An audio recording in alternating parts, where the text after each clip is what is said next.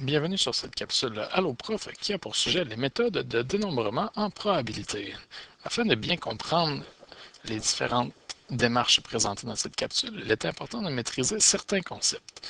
D'abord, il faut être à l'aise avec les différents symboles qui sont propres aux probabilités. Et ensuite, également connaître et avoir un bon vocabulaire en probabilité. La première méthode de dénombrement s'appelle l'arbre des possibilités. Pour la décrire, on va faire référence à un exemple. Dans le cas ici, les chiffres 1 à 3 sont inscrits sur une première roulette, alors que sur une deuxième roulette, ce sont les lettres A, B, C qui sont inscrites. Détermine l'univers des possibles si on fait tourner une flèche sur chacune des roulettes.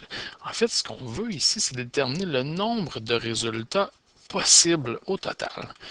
Pour construire notre arbre des probabilités, on doit d'abord identifier notre tirage se déroule justement en combien d'étapes, en combien de tirages. Donc ici, on a deux tirages, soit notre premier tirage qui est fait avec la roulette 1 et notre deuxième tirage qui est fait avec la roulette 2. Au niveau du premier tirage, on va identifier un par un les différents résultats qu'il est possible d'obtenir. Sur notre première roulette, on avait soit le chiffre 1, le chiffre 2 ou le chiffre 3. Donc, chacune des possibilités, on va la relier avec une branche pour nous permettre de construire un arbre. Une fois les différentes possibilités établies pour le premier tirage, on va reprendre chacune de ces possibilités une par une pour regarder qu'est-ce qui va se passer lors du deuxième tirage. Alors ainsi, on va poursuivre simplement en analysant le premier tirage avec notre premier résultat qui était 1. Au niveau de mon deuxième tirage, j'avais des possibilités qui étaient différentes, soit que je pouvais obtenir un A, ou bien la lettre B, ou bien la lettre C.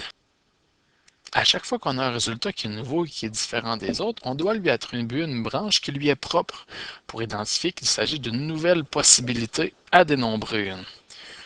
Une fois que c'est fait pour le premier résultat du premier tirage, on répète le même processus, mais avec le deuxième résultat du premier tirage, et on s'intéresse aux différents résultats possibles lors du deuxième tirage, soit d'obtenir les lettres A, B ou C. Et de la même façon, pour le troisième résultat du premier tirage, on obtient, encore une fois, les lettres A, B, C. Ce qui fait qu'au total, au final, notre arbre de probabilité ressemble à ça. Si on veut dénombrer le nombre de résultats possibles, donc de calculer il y a combien de possibilités différentes, on doit suivre chacun des chemins qui est possible d'identifier, de suivre avec notre arbre, au sens où il y en a un ici, ensuite un autre là, et un autre là, et ainsi de suite jusqu'à la fin de notre arbre. Donc, on fait tous les chemins possibles pour finalement se rendre compte qu'il y a un total de 9 possibilités. On peut également utiliser l'arbre des probabilités pour dénombrer le nombre de résultats possibles s'il y a des contraintes au niveau des tirages. Ici, on fait encore affaire avec les mêmes roulettes, excepté que on ne veut pas obtenir un B sur la deuxième roulette. Donc, au niveau de notre arbre des probabilités qu'on avait construit initialement, on veut éliminer le B de notre deuxième tirage. Donc, à ce moment-là, on n'a qu'à enlever les branches qui font référence à ce résultat. Et pour dénombrer le nombre de résultats possibles, eh bien, on n'a qu'à parcourir chacun des chemins différents comme on l'a fait précédemment. Donc, un premier ici, un deuxième là, un troisième là, et quand on parcourt au complet, on se rend compte qu'on a un total de 6 possibilités. Donc, c'était la structure en tant que telle que doit avoir un arbre des possibilités en probabilité. On peut également construire un tableau pour nous permettre de dénombrer le nombre de résultats d'une expérience. Ici, on lance 2 dés à 6 faces, un après l'autre, et on s'intéresse au nombre de résultats possibles. Afin de construire notre tableau, on doit créer des lignes et des colonnes. Au niveau de ma première colonne, on y inscrit tous les résultats qu'il est possible d'obtenir avec notre premier lancer, avec le dé bleu, donc les résultats de 1 à 6. Au niveau de ma première ligne, on y inscrit tous les résultats qu'il est possible d'obtenir en lançant le dé rouge, soit encore une fois les résultats et les chiffres de 1 à 6.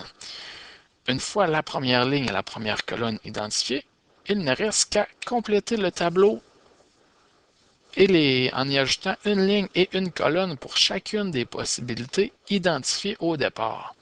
Et pour dénombrer le nombre total de possibilités, il ne reste qu'à calculer le nombre de carrés qui se situent à l'intérieur de notre tableau. Et ici, quand on entreprend le décompte de ces carrés, on obtient un total de 36 possibilités. Une fois encore, on peut tenir compte de certaines contraintes afin de dénombrer le nombre total de possibilités. Dans le cas ici, on fait toujours affaire avec les 2D, sauf que cette fois-ci, on veut éviter les doublés. Donc, c'est-à-dire que dans notre tableau qu'on a créé précédemment, on veut éviter les doublés qui, en fait, se situent au niveau de la diagonale du tableau. Donc, on veut éviter d'avoir 2 fois le même chiffre, ce qui veut dire que ça nous laisse avec simplement ces possibilités identifiées en vert. Donc, dans le cas ici, quand on les compte une par une, on arrive à un total de 30 possibilités. Donc, il y a quand même moyen de travailler avec des contraintes et de les représenter afin de les dénombrer et d'arriver au nombre total de possibilités. Finalement, le principe de la multiplication. Au niveau de la situation, du contexte, on nous dit qu'en regardant dans sa garde-robe, Gitane constate qu'elle possède 5 chandails, 4 pantalons, 6 paires de souliers et 3 sacs à main. Combien de tenues différentes peut-elle agencer si on admet qu'une tenue comporte un élément de chaque groupe? Donc ici, au lieu de parler de tirage, on parle de choix différents de pièces de vêtements. Donc on a un choix à faire au niveau du chandail, au niveau du pantalon, au niveau du soulier, au niveau des sacs. Sauf que chacun des choix a un nombre différent de possibilités. Les chandails, il y en a 5, les pantalons, il y en a 4, les souliers, il y en a 6, et les sacs, il y en a 3.